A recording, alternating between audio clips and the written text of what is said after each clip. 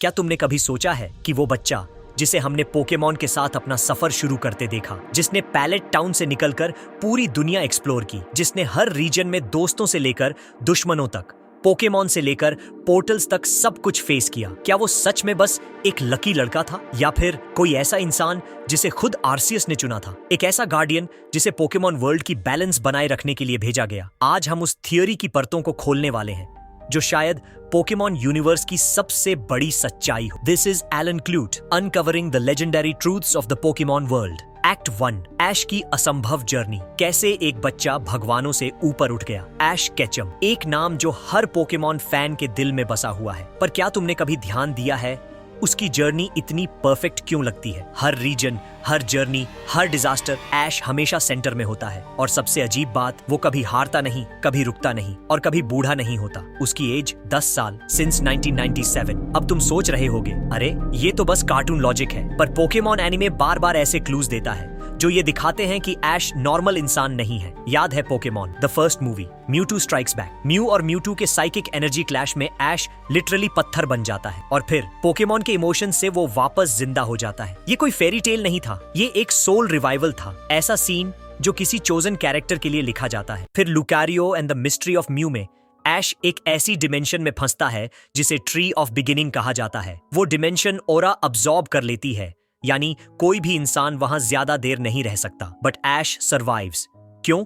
क्योंकि उसमें ऑरा है, सर एरन जैसी aura. Act 2, the power of aura. Pokemon world में ऑरा को बहुत स्पेशल माना जाता है। लुकारियो को जब ऐश मिलता है वो उसे सर एरन समझ लेता है। क्यों? क्योंकि ऐश भी ऑरा सेंस कर सकता है, वो इसे मैनिपुलेट कर सकता है। अब कुछ फैंस का मानना है कि ऐश सर एरन का रीइंकार्नेशन है, एक वॉरियर स्पिरिट जिसे आर्सियस ने फिर से भेजा ताकि पोकेमॉन वर्ल्ड की बैलेंस बनी रहे। और ये सिर्फ एक थ्योरी नहीं, कई एपिसोड्स इसे सपोर्ट करते हैं। डायमंड पर्ल में जब रियोलू को बचाने का आर्क आता है, ऐश एक बार फिर ऑरा को यूज करता है, और वो भी बिना किसी ट्रेनिंग के। एक्ट 3, डेथ से वापस आना। क्यों ऐश कभी नहीं मरता? अब तक ऐश 3 बार मर चुका है। 1, म्यूटू वाली मूवी जब वो पत्थर बन गया। 2, स्पेल ऑफ द अनओन जहां रियलिटी इटसेल्फ टूट रही थी। 3, आई चूज यू जहां ऐश मर जाता है लेकिन वापस आता है क्योंकि पिकाचू ने उससे प्यार जताया। हर बार उसकी मौत का कारण अनयूजुअल होता है और हर बार उसका बचना किसी डिवाइन पावर की देन लगती है। कहीं आर्सियस उसे किसी कॉस्मिक शील्ड में तो नहीं रखता। एक्ट 4,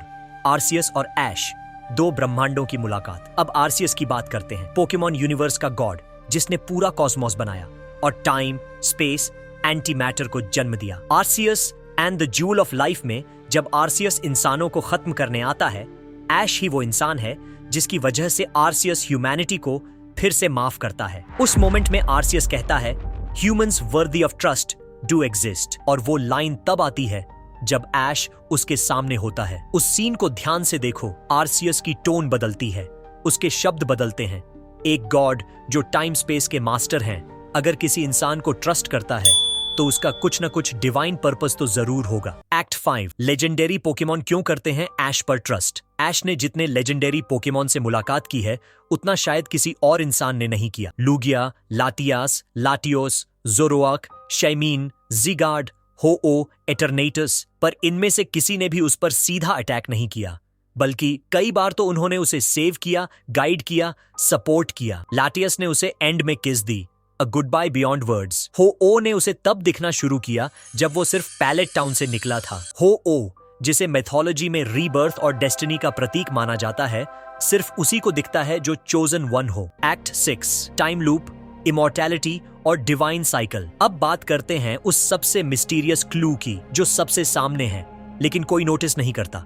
ऐश की उम्र कभी नहीं बढ़ती, 25+ साल हो गए, वो अब भी 10 साल का है। कुछ थ्योरीज के अनुसार ऐश एक टाइम लूप में है जिसे आर्सियस ने डिजाइन किया है।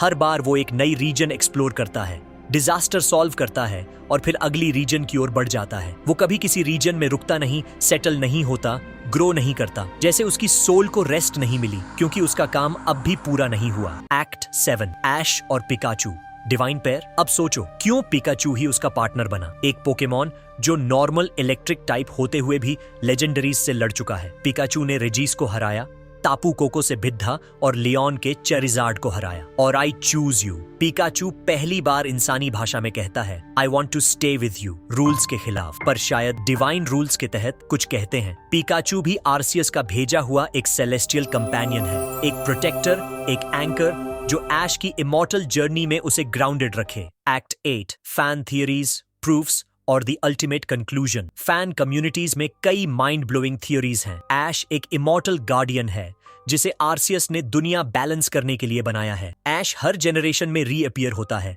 Reborn through aura. Johto arc के बाद से ऐश रियल वर्ल्ड में नहीं बल्कि एक ऑरा रेल्म में एग्जिस्ट करता है जहां वो रियलिटी से डिस्कनेक्टेड है। और जब हम इन सब क्लूज को जोड़ते हैं तो एक बहुत ही क्लियर इमेज सामने आती है। ऐश केचम सिर्फ एक लड़का नहीं, वो एक कॉस्मिक गार्डियन है, एक टूल, एक प्रोफेसी का हिस्सा जिसे आर्सियस ने चुना पोकेमॉन वर्ल्ड को हर युग में बचाने के लिए। तो अगली बार जब तुम ऐश को देखो 10 साल का, मुस्कुराता हुआ, हमेशा ready for the next journey, याद रखना वो सिर्फ पोकेमॉन मास्टर बनने नहीं निकला है, वो एक इमॉर्टल फ्लेम है जो हर बार अंधेरे को रोशनी में बदलने के लिए वापस आता है। ऐश केचम, आर्सियस का चोजन वन। अब बारी तुम्हारी है, कमेंट करके बताओ क्या तुम भी मानते हो कि ऐश कोई आम इंसान नहीं बल्कि एक डिवाइन फोर्स है, या फिर ये सब बस एक कोइंसिडेंस है। और अगर तुम चाहते हो कि मैं अगली वीडियो बनाऊं ऐश कभी बड़ा क्यों नहीं होता, तो वीडियो को लाइक करो और सब्सक्राइब करना मत भूलना।